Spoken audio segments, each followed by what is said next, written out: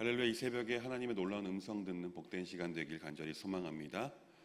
오늘 본문이 기록된 43장은요 이스라엘의 유일한 회복자라는 제목으로 이스라엘 백성들에게 있어서 유일한 회복자는 구원자 그리고 여호와 하나님이심을 말씀하시는 아주 소중한 말씀입니다. 특별히 저에게 있어서도 이사야 43장 말씀은 매우 특별한 말씀입니다. 전반부 말씀 1절부터 7절까지의 말씀이 저를 신학의 길로 이끈 제게의 언약의 말씀이기 때문에 저에겐 아주 소중한 말씀입니다.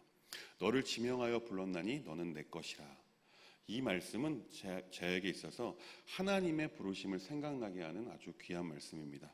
오늘 이 시간 저를 부르셨던 하나님께서 오늘 우리 사랑하는 법환의 교우님들을 동일한 음성으로 부르고 계십니다. 야곱아 너를 창조하신 이가 말씀하시느니라. 이스라엘아 너를 조성하신 자가 말씀하시느니라.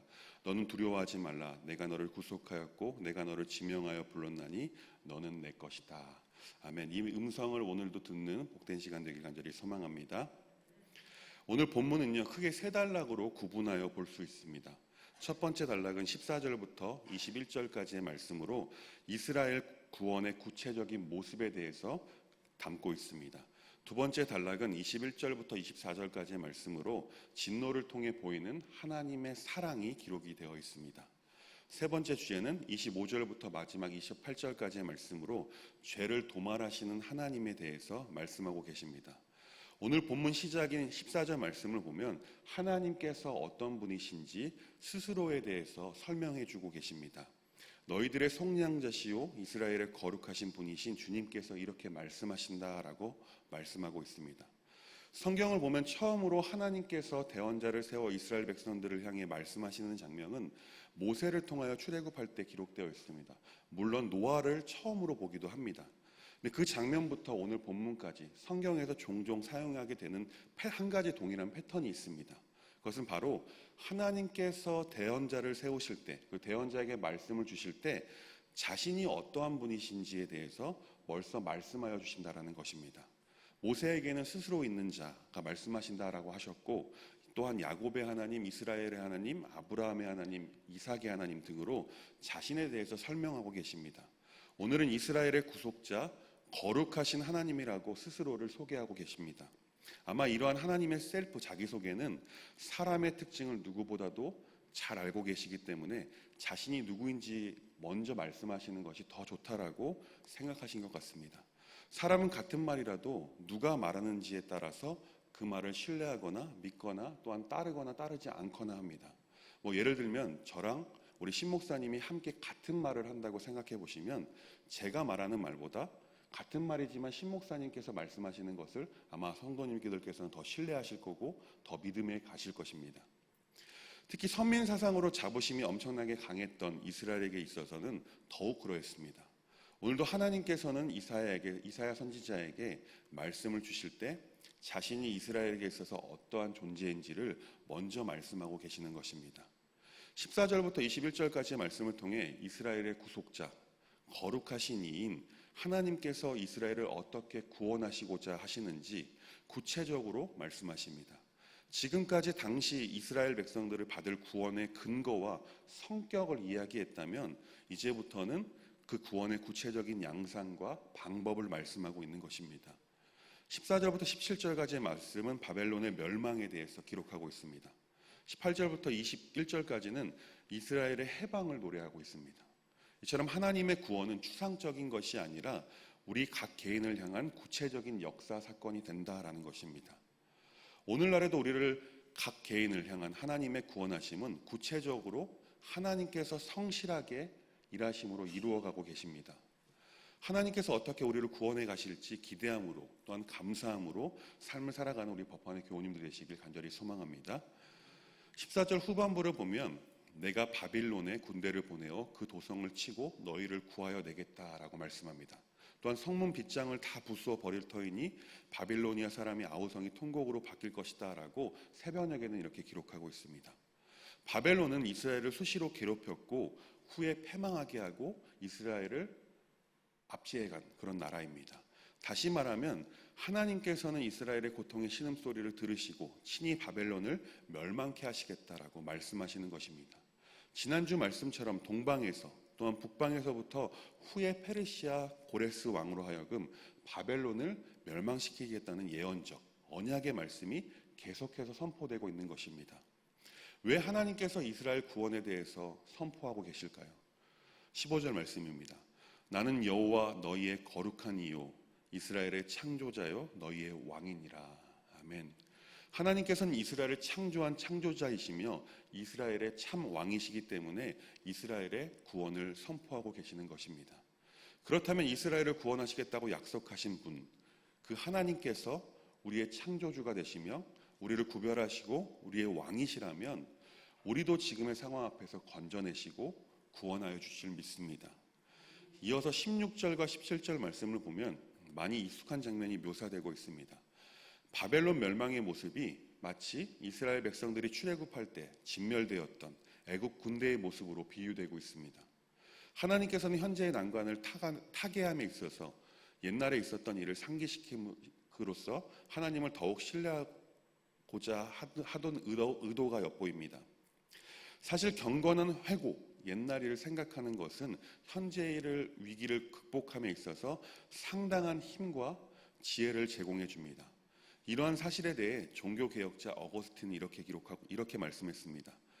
그 후로 나는 당신께서 나의 기억 속에 있었음을 알았습니다. 그리고 기억 속에서 당신을 만나 뵐 때마다 나는 기쁨을 누립니다. 라고 회고하는 것, 지난 날을 돌이켜보는 것이 얼마나 소중하고 중요한 것인지 고백하고 있습니다. 이어서 18절 말씀을 보겠습니다. 너희는 이전 일을 기억하지 말며 옛날 일을 생각하지 말라. 하나님께서는 예전에 출애굽의 일을 상기시키자마자 그 일을 기억하지 말라라고 번복해서 말씀하고 계십니다. 이 말씀의 뜻은 과거의 출애굽 사건보다 장차 있을 구원의 사건이 더 크게 또한 더 영광스러운 일이기 때문에 과거의 영광에 집착하지 말라라는 것입니다. 사실 기독교인의 역사관은 과거에 얽매이기보다는 미래지향적이어야만 합니다. 왜 미래지향적이어야 할까요? 그것은 에덴 낙원을 상실했으나 장래의 영원한 새 예루살렘을 지향하고 나아가야 하기 때문에 그렇습니다.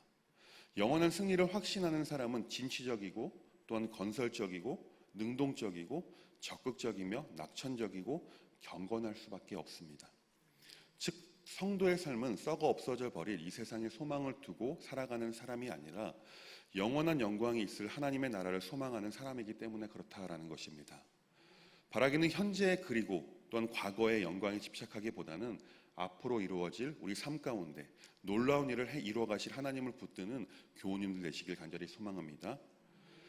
우리가 하나님의 일하심, 하나님의 나라의 소망을 두고 살아가게 된다면 우리의 삶 가운데 새 일을 행하시는 그 하나님의 놀라운 은혜와 마주하게 될 줄 믿습니다.